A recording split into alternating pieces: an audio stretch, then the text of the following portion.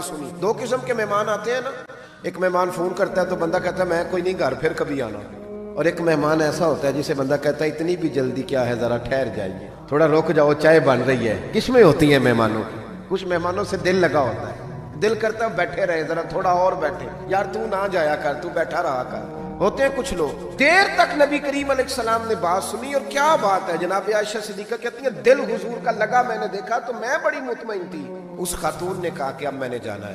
لگ رہا تھا کہ حضور چاہتے ہیں ابھی رکے, لیکن اس نے جب کہا نہ جانا ہے تو حضور نے فرمایا ٹھیک ہے. جب وہ جانے لگی تو حضور نے تحائف جمع کیے اور جناب بلال حبشی کو فرمایا ان کے ساتھ جاؤ اور چھوڑ کے آؤ.